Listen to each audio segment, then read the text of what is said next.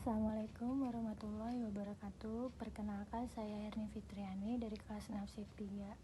Saya akan mempresentasikan tentang metodologi penelitian.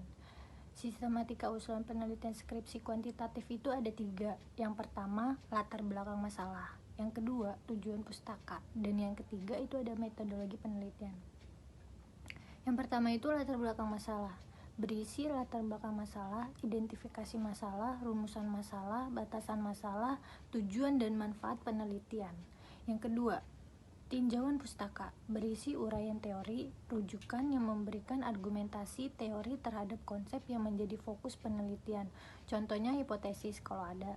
Terus yang ketiga itu ada metodologi penelitian. Yang A itu ada batas konsep dan definisi operasional variabel, memberikan tolak ukur atau parameter suatu variabel penelitian diukur. Yang kedua ada teknik pengumpulan data, memberikan penjelasan teknik pengumpulan data yang digunakan, sumber dan jenis data yang diperlukan. Yang ketiga, penetapan responden dan informan penelitian, memberikan penjelasan yang menjadi dasar penentuan responden dan informan penelitian serta teknik pengembalian sampelnya. Yang keempat itu ada teknik analisis data, memberikan penjelasan teknik analisis data yang digunakan. Perlu diingat bahwa penggunaan teknik analisis data harus konsisten dengan jenis datanya. Jelaskan pendekatan yang digunakan, proses penafsiran, dan penyimpulan hasil penelitian. Terus ada teori, konsep, dan perumusan hipotesis. Ada landasan teori. Usahakan pustaka terbaru, relevan, dan asli dari jurnal ilmiah. Uraikan dengan jelas kajian pustaka yang menimbulkan gagasan dan mendasari penelitian yang akan dilakukan. Tinjauan pustaka menguraikan teori, temuan, dan bahan lain yang diperlukan dari acuan yang dijadikan landasan untuk penelitian yang diusulkan. Terus uraian tinjauan pustaka menjadi landasan untuk menyusun kerangka atau konsep yang akan digunakan dalam penelitian. Tinjauan pustaka menyatu pada daftar pustaka. Landasan teori itu ada manfaat landasan teori. Yang pertama, memperdalam pengetahuan tentang bidang yang diteliti. Yang kedua, mengetahui hasil penelitian yang berhubungan yang sudah pernah dilaksanakan. Yang ketiga, memperjelas masalah penelitian. Penulisan sumber catatan, yaitu ada format dasar.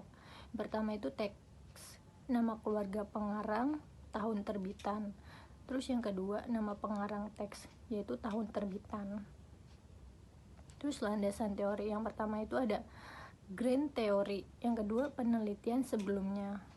Penulisan sumber catatan, nama belakang dan tahun. Contohnya, yang pertama itu ada contoh. Yang kedua, kepemimpinan adalah kegiatan mempengaruhi orang lain agar ikut serta dalam mencapai tujuan umum. Kons dan Odens 2008, Mayang Sari 2002, menunjukkan bahwa kualitas audit dapat diproksikan dengan spesialisasi industri auditor. Terus ada kerangka konsep. Yang pertama, paradigma penelitian merupakan pola pikir yang menunjukkan hubungan antar variabel yang akan diteliti. Yang kedua, paradigma sederhana yang menunjukkan pengaruh dan hubungan antara variabel X dan variabel Y. Bisa kita lihat contohnya variabel X dan variabel Y. Terus ada perumusan hipotesis. Hipotesis dapat diartikan sebagai pernyataan statistik tentang parameter populasi. Yang kedua, dalam penelitian, hipotesis diartikan sebagai jawaban sementara terhadap rumusan masalah penelitian. Ada jenis hipotesis. Yang A itu tanpa arah. Contohnya kualitas audit mempengaruhi kualitas laporan keuangan. Yang B berarah. Contohnya kualitas audit berpengaruh positif pada kualitas laporan keuangan. Kualitatif audit berpengaruh negatif pada kualitas laporan keuangan. Terus ada hipotesis statistik. Bisa kita lihat nih di sini tuh contohnya parameter populasi. Terus dia berpengaruh kepada reproduksi statistik ukuran sampel. Lalu dia membuat generalisasi atau menguji hipotesis statistik. ada di gambar 4.1 hipotesis statistik. Dalam statistik dan penelitian terdapat dua macam hipotesis, yaitu hipotesis known dan alternatif. Terus ada statistik. Yang satu, hipotesis nol diartikan sebagai tidak adanya perbedaan antara parameter dengan statistik, atau tidak adanya perbedaan antara ukuran populasi dan ukuran sampel. Dengan demikian, hipotesis yang diuji adalah hipotesis nol, karena memang peneliti tidak mengharapkan adanya perbedaan data populasi dengan sampel. Yang kedua, ada hipotesis alternatif, adalah lawannya hipotesis nol, yang berbunyi adanya perbedaan antara data populasi dengan data sampel. Lalu ada penelitian. Hipotesis nol menyatakan tidak ada. Yang A itu tidak adanya hubungan antara satu variabel dengan variabel lain. Yang B, tidak adanya perbedaan antara satu variabel atau lebih pada populasi atau sampel yang berbeda. Dan yang C, tidak adanya perbedaan antara yang diharapkan dengan kenyataan pada suatu variabel atau lebih untuk populasi atau sampel yang sama. Yang B, ada hipotesis alternatif menyatakan adanya perbedaan atau hubungan. Selanjutnya ada bentuk rumusan hipotesis. Yang pertama, hipotesis deskriptif. Yang A itu hipotesis deskriptif adalah dugaan tentang nilai suatu variabel mandiri, tidak membuat perbandingan atau hubungan. Yang B, sebagai contoh rumusan masalah, yaitu seberapa tinggi daya tahan lampu merek X, seberapa tinggi produktivitas pada padi di Kabupaten Klaten, berapa lama daya tahan lampu merek A dan B, seberapa baik gaya kepemimpinan di lembaga X. Terus ada yang C dari 3 permasalahan. Yang D di atas, maka rumusan hipotesisnya yaitu ada daya tahan lampu merek X sama dengan 800 jam, produktivitas di Kabupaten Klaten 8 ton, daya tahan lampu merek A 450 jam dan merek B 600 jam. Gaya kepemimpinan di lembaga X telah mencapai 700% dari yang diharapkan. Terus ada statistik yang digunakan untuk menguji hipotesis deskriptif, yaitu ada jenis atau tingkatan data, nominal, ordinal, menurut internal, atau radio. Ada teknik statistik yang digunakan untuk pengujiannya. Yang pertama itu nominal, 1. Tidak tes binomial. Yang B, G kuadrat, 1 sampel. Ordinal, 1 run tes. Menurut internal rasio, 1 T tes, 1 sampel doang. Hipotesis komparatif. Hipotesis komparatif adalah pernyataan yang menunjukkan dugaan nilai dalam suatu variabel atau lebih pada sampel yang berbeda. Contoh rumusan masalah komparatif.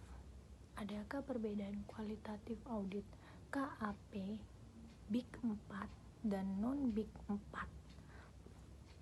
Hipotesisnya, tidak terdapat perbedaan kualitatif audit KAP Big 4 dan non-Big 4.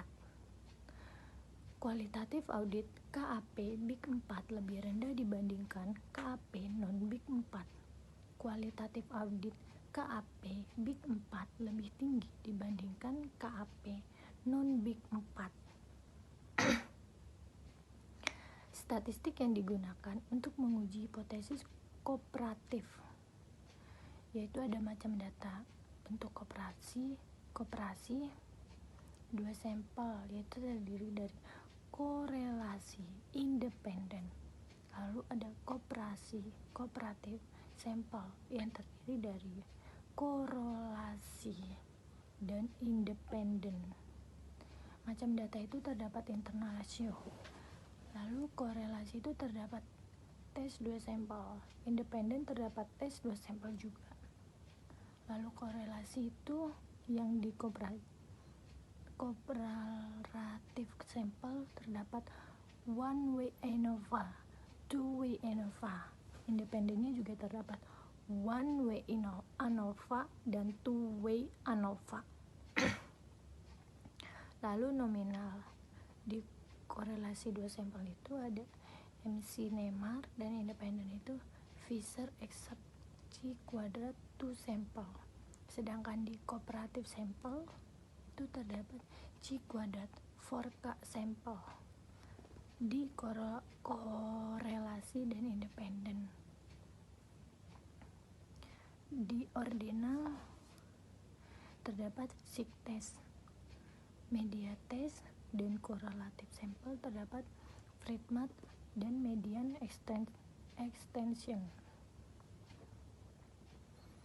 Lalu hipotesis hubungan atau asosiatif. Hipotesis asosiatif adalah suatu pertanyaan yang menunjukkan dugaan tentang hubungan antara dua variabel atau lebih. Contoh rumusan masalah adalah, adakah hubungan antara gaya kepemimpinan dan efektivitas kerja? Terus ada rumus dan hipotesis nolnya adalah tidak ada hubungan antara gaya kepemimpinan dengan efektivitas kerja. Lalu ada statistik yang digunakan untuk menguji hipotesis asosiatif. Ada macam atau tingkatan data. Teknik korelasi yang digunakan yaitu ada nominal, ordinal, internal, dan radio yang terdapat di tingkat data. Yang terdapat di teknik korelasi yang digunakan yaitu koefisien kontingensi, Spermarang, kendal tau, terus ada person produk momen, korelasi ganda, dan korelasi parsial. Lalu ada hipotesis kausal atau sebab akibat.